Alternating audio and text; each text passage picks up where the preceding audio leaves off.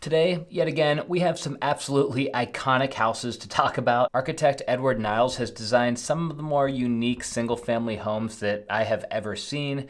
He's got a very futuristic style in his designs, and he uses so much glass that some people say his houses actually look more like office buildings than homes. Two of Ed's projects are currently on the market, one in Malibu and the other one in Beverly Hills. In today's episode, we have to talk about these listings. The first one we're going to look at today is this place off of Loma Drive. This home is in Beverly Hills, and this one's actually for rent. It's not for sale. They're asking $50,000 a month. The place has 5 bedrooms, 6 bathrooms, 6,500 square feet, and how about this for a security deposit? 120 grand. According to the listing description, this gated estate is in one of the most sought after areas of Beverly Hills. Any of you guys who live in Beverly Hills, let me know. Is that true or is that just good marketing? And as you guys can already see in these photos, it's got a bunch of curves in it. Curved steel, curved glass throughout. Plus it's got a 6-car garage, an elevator, and of course a security system. The cover photo of this place is honestly what made me want to do this video today.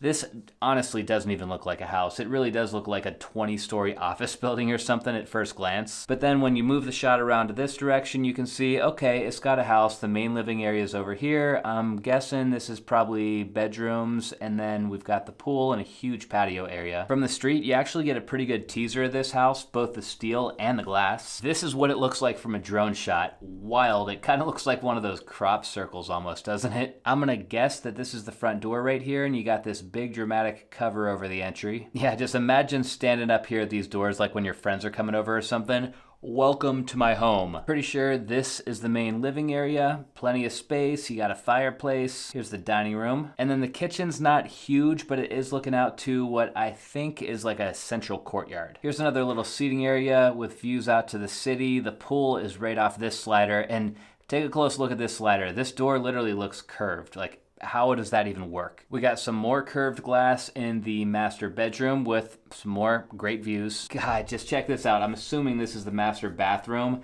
There's just so much going on in one area, but it is very cool. I mean, all this glass, all this steel, and how about how you have windows in front of your sinks, but then you've got these mirrors hanging down in front of the window. Oh yeah, and then here is that courtyard area that we were looking at, this like right off the kitchen. I think they really made a point to make sure there was no clean right angles anywhere on this property. Like look even how these pavers meet the grass. It's just this jagged zigzaggy line. And here's a view of your house from your swimming pool. This house actually made headlines a couple of times. The first back in 2015 when Justin Bieber lived here. He paid $60,000 per month. I guess he moved out after just a couple of months though, because paparazzis could see right through that big glass facade. Kind of made me wonder why Justin ever thought it would be a good idea though to live in a big glass house. Another reason this place might look familiar is it was actually the site of a crazy popular music video that the YouTuber Jake Paul filmed here. I can't believe my own eyes, but this video somehow has almost 300 million views. So yeah, the Linda Loma house definitely has a history. Hopefully they get it rented out sometime soon.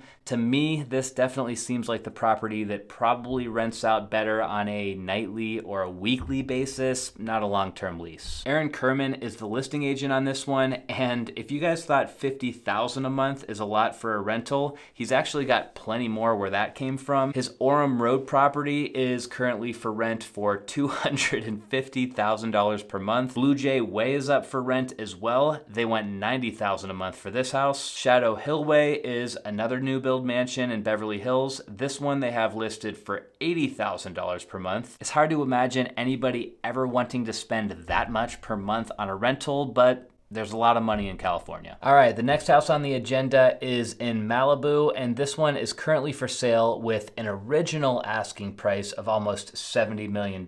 Spoiler alert, that price has come down. And the story on this unique home starts back in 2003 when a doctor bought the land for $2.1 million. Then he went on to design and build this one-of-a-kind house over the following 6 years. All right, so the highlights on this one, we've got the price at $59.5 million. It's a 5-bedroom, 7-bathroom, 8,200 square foot house. Good amount of land for Malibu is sitting on 0.83 acres. And if we go down here to the price history, you guys can see that the last time this place sold is when the current owner bought it and then went on to build it out. He listed it for sale in 2015 for $53 million. It's been kind of on and off the market since then. About a year ago, it was listed for $70 million, but they just dropped the price by $10 million bucks. According to the listing description, this house is one of the most spectacular homes of glass and steel along the entire Southern California coastline. It's got 75 feet of beach frontage. How cool is that? If I lived here, I think I'd become a surfer, although I'm not sure how the surfing is in Malibu. Malibu has become a favorite destination for surfers looking for the best waves because of its beautiful shoreline and pristine areas. Yeah, I'd become a surfer. And then I guess the home's design incorporates the number 8 quite a bit because this is the lucky number of the guy who built it. Okay, so cover shot, not exactly sure what we're looking at here, but I think this is probably from like the backyard perspective, and you can already see how unique this architecture is. The views of the water from inside the house are amazing, and I'm sure this room is just dumped with natural light from this roof structure here. This looks like a foyer, I'm gonna guess. A lot going on in this shot. Definitely emphasizes the use of concrete, glass, and steel. Oh yeah, so here's a zoomed out angle of what we were just looking at a minute ago. Just look at how wild the roof line is on this house. I cannot imagine the engineering that went into this thing. This is just nuts. You got a private gate that takes you down to the house, so I don't even think you can see this place much from the street. This is what your guests see as they're approaching the front door here. All right, check this out. So we got the kitchen, the dining room, and then like a seating area. I'm not really sure what this red structure is. I noticed this earlier too. I'm thinking maybe this creates just a little nook you can hang out in that protects you from the wind. Sometimes they can get kind of windy by the water. We got a lot of strange shaped rooms in this house. Yeah, like look at the master bedroom. It's got this curved wall. Makes for some great views. Probably was really a pain to build though. And then I think there's a couple bridges throughout this property that are just kind of like connecting the different spaces. It's got to be a maze to get around to this place. So this is a cool perspective. They kind of round this out by showing us what it looks like from a drone shot. So ocean over here, you can just see it's only a few steps to get from that back patio area down to the water.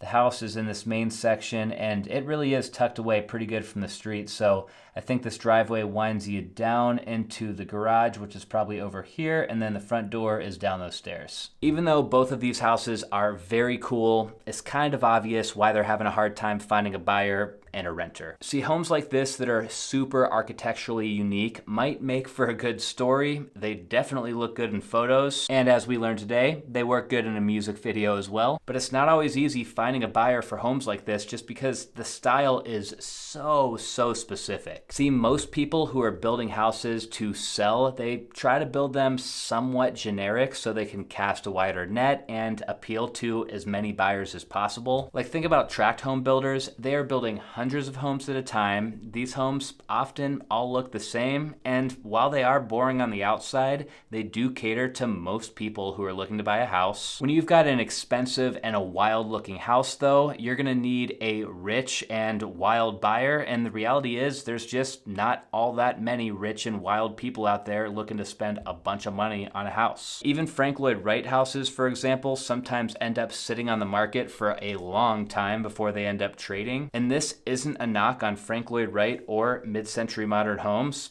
His houses just have a very specific museum style that a lot of people do like and appreciate, but not a lot are willing to buy. Even if these homes do end up sitting on the market a little longer than usual, I still have so much love and respect for the owners and the architects out there who are just pushing the boundaries and building something different. And by the way, if you guys like Ed's style, I recommend you check out this video by Architectural Digest. They put this out a few months ago and I stumbled across it when I was putting this video together. These guys toured one of Ed's houses, and Ed actually kind of talks you through his thought process as an architect throughout this video. It was fun to hear more about his vision and just how he comes up with stuff like this. I'll see you guys next time.